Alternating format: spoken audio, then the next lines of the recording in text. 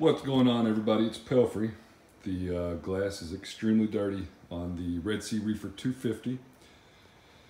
Got a third Kessil A160 on the tank, so I need to do a par measurement and see exactly where I'm at. Picked up the 160 on the forums for a pretty good deal. No complaints at all. I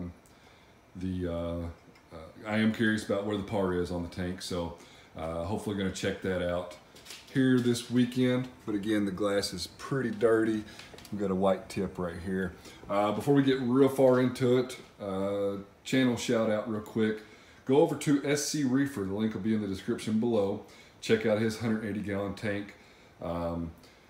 It's been an awesome journey. The canopy that he has over the tank is awesome.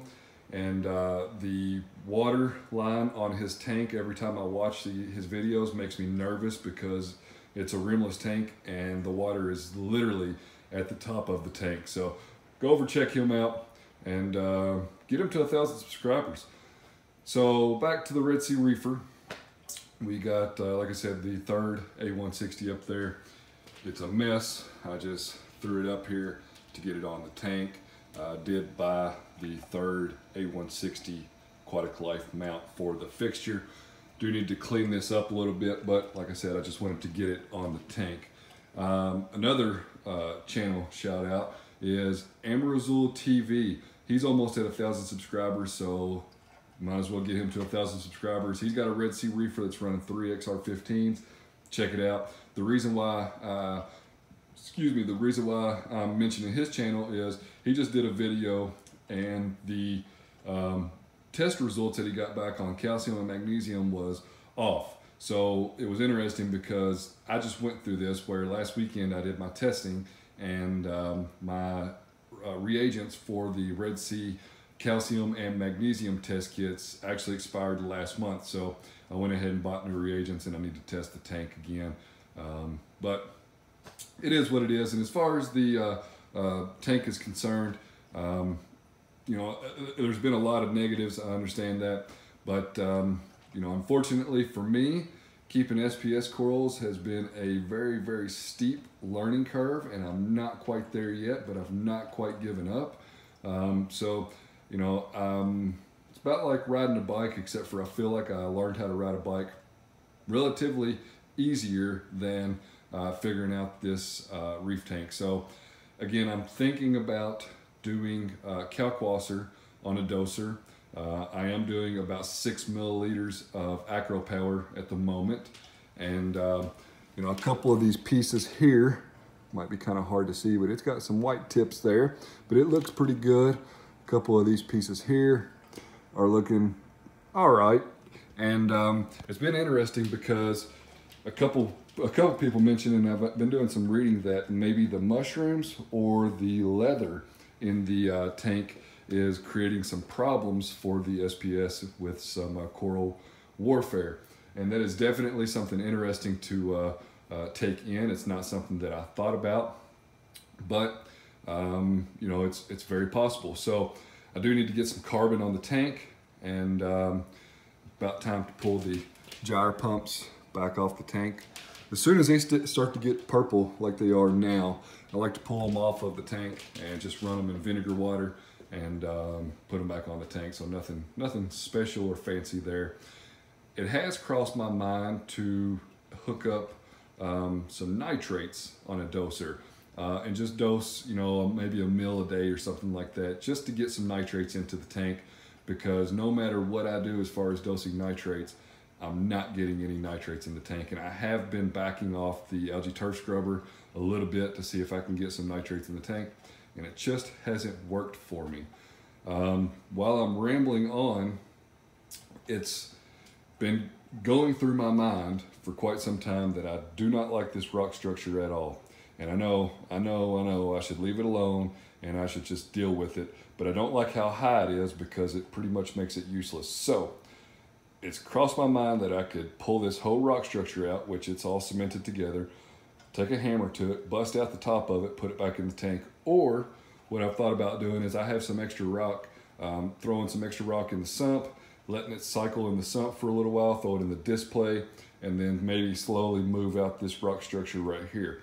Let me know what your thoughts are. Should I leave it alone, which is probably what you're gonna say? Should I pull it out, break off the top of it, and then put it back in the tank? Or should I just replace it?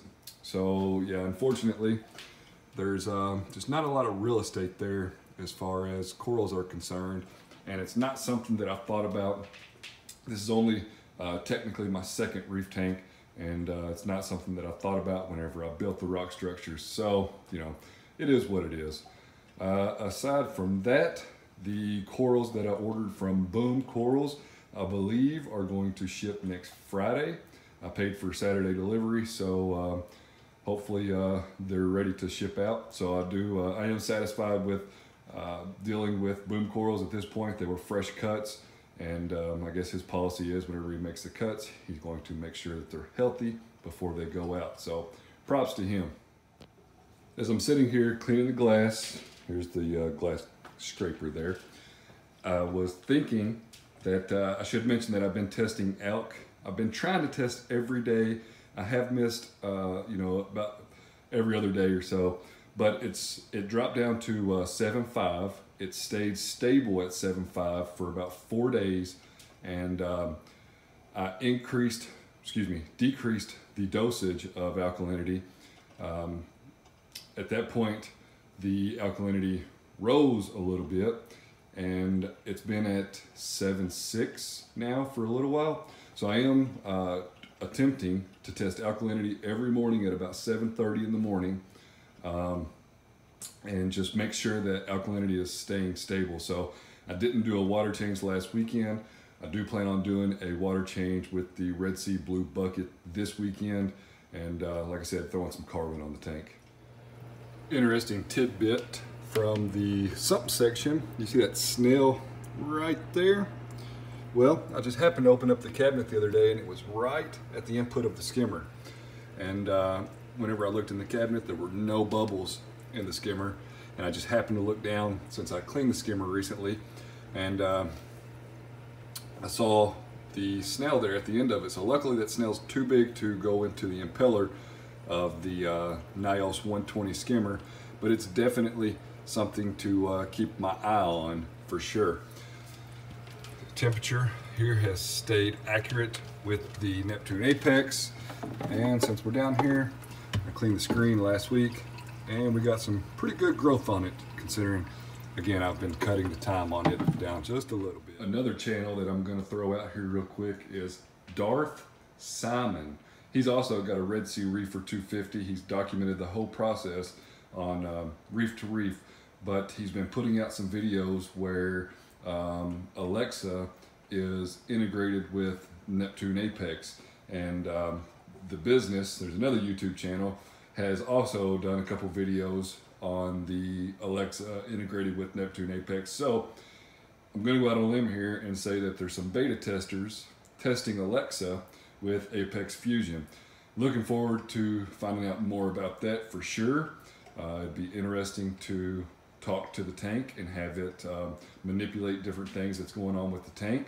Aside from that, if you order anything from Bulk Reef Supply and you have a box come in and it says Reef to Reef on the side of it, if you go to the Reef to Reef forums and you put hashtag, I forget the exact hashtag, hashtag box contest or something of that nature, you put your Reef to Reef username, post it on the contest section, you are entered to win $200 or $250 for Bulk Reef Supply.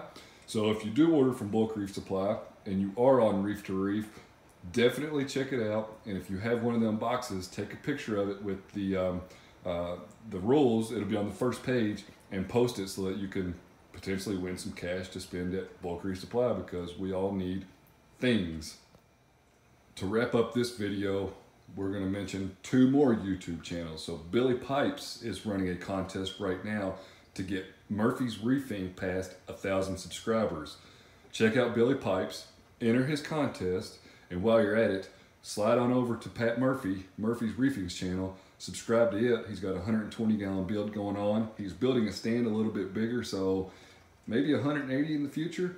But I remember Murphy's reefing from way back. Whenever I had a 27-gallon cube, I was looking up 27-gallon cubes.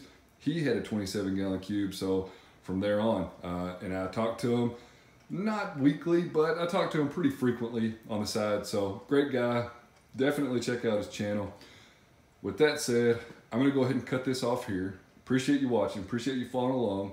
Follow me on Instagram. I post on Instagram a couple times a week, a little bit more frequently on the weekend. Check out the website, pelfrey.net. And as always, let me know what I'm doing wrong. See you on the next one.